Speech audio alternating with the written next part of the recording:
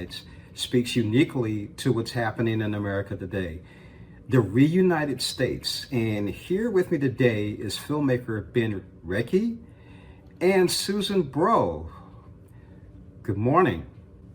Good morning. Hi, James. Susan, I want to begin with you. You lost your daughter a couple years ago in a Black Lives Matter protest in Charlottesville, Virginia, but you've had an opportunity to go out and talk to different groups of people. Are you surprised about what you're hearing and seeing and the attitudes? Surprised in what way? And surprised that a lot of people still aren't sure about racism and what's going on in America. I was 3 years ago, honestly, quite surprised. It seemed to me like Charlottesville was such a wake up call, but honestly, it was not relatable, not even believable for a lot of people. So I guess not. I guess we still have a lot of convincing to do, but you can't take centuries of racism and erase it by a single event. I've come to understand it's deeply embedded in our viewpoints. It's a set of lenses that we look at the world through, and when you change those glasses, the world looks very, very different. But yeah, a lot of people are not touched by racism, so they don't even believe it exists. And getting past that hurdle has been a unique challenge. Ben, let me ask you, in your filmmaking, when you're out there and you're doing the film, making the film, kind of the same question. Uh, you're talking to a group of people, and very few African Americans, from what I've seen in the documentary. What are the responses on both sides? Yeah, James, you bring up a really good point. The film does dive into issues of racial inequality, but I think in ways that are more delicate to try and invite as many people into that conversation as we can. And there's a lot of awakening to the racial inequities in this country, especially over the past year. And we really hope that this film can reach the audiences that might benefit from hearing that message the most.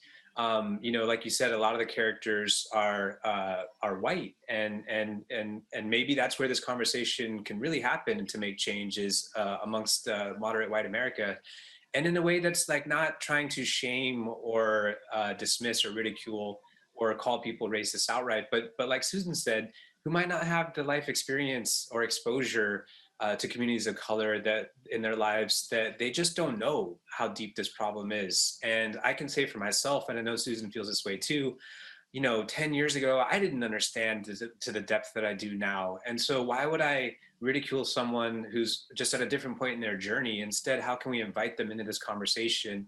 And this film, I hope, allows people to be a fly on the wall in some very difficult conversations about race that can move the needle and to change minds, you gotta speak to people's hearts.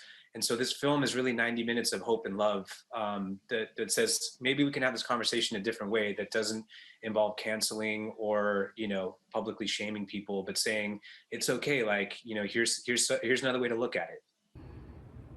Susan, I want to ask you this question. Because of the events of January the 6th, when you saw that, what were you thinking? What was going on in your mind? I was quite angry. I saw this as an inevitable outgrowth of the events of Charlottesville, and many of us had warned authorities that these things were going to happen, and we weren't really believed. Um, I'm probably a little less angry now, although I am still calling for accountability for those who chose to react with violence, for those who supported that violence. But I also recognize that not everyone who went to the Capitol that day um, was part of the violence. And I have to recognize that they're not listening to the same news that I'm listening to. They're not hearing the same information that I'm hearing. And neither am I hearing what they're hearing. So we need some conversation about that. And I'm not saying it will be easy. I'm not saying it will be pleasant, and it certainly won't be fun and games. But we have to find that delicate balance between accountability and reaching across the divides. And you have to pick and choose who that's going to be.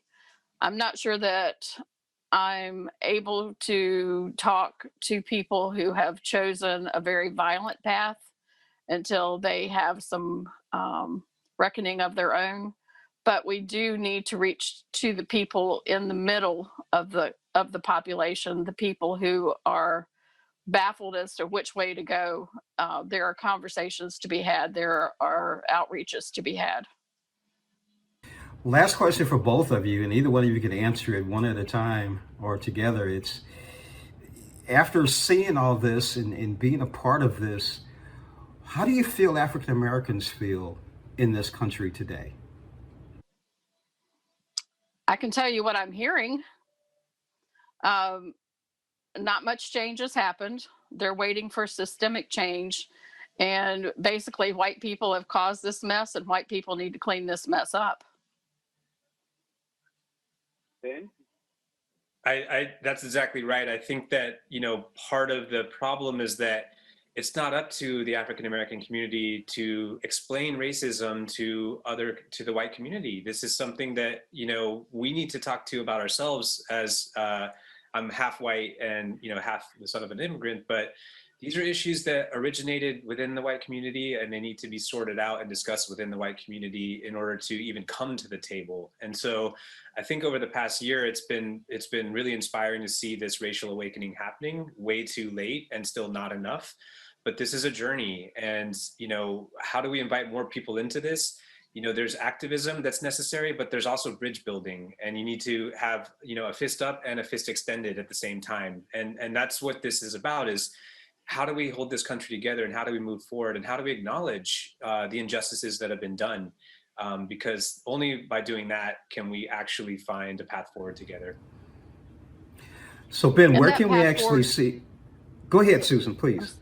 I'm sorry, I was just going to say, and that path forward will include the Black community, but we're not asking them to do the heavy lifting. They've been carrying the burden way too long. No, I agree with you, Susan. Ben, the question I was going to ask you is, where can we see and view the Reunited States? Well, James, it's available on Amazon and iTunes and on demand everywhere right now. People can go to the website reunitedstates.tv. That's where we have a lot of resources and skills for people of actually how to talk to family members and how to talk to friends about political disagreements. We really wanted that to be a resource. And look, this conversation, we have to find a way through this, right? We all live in this country. There's a path forward, and future generations depend on it. How do we create an environment with less hostility? And we're all at a fever pitch right now, and this is sort of a fork in the road where we say, what am I doing to help this conversation forward? And to Susan's point, I think there's a lot of people that have a little bit more work to do than others. I agree with you. Ben, Susan, thank you so much for joining us on Morning Blend. I have to admit that I was a little cautious in doing this interview. I'm African American, and I had my own feelings involved with this. So I really appreciate you guys talking with us today. Thank you. And I'd love to hear your thoughts at some point as well. Yeah, James, thank you so much. Those are really thoughtful questions and really gets to the heart of the matter. So thank you.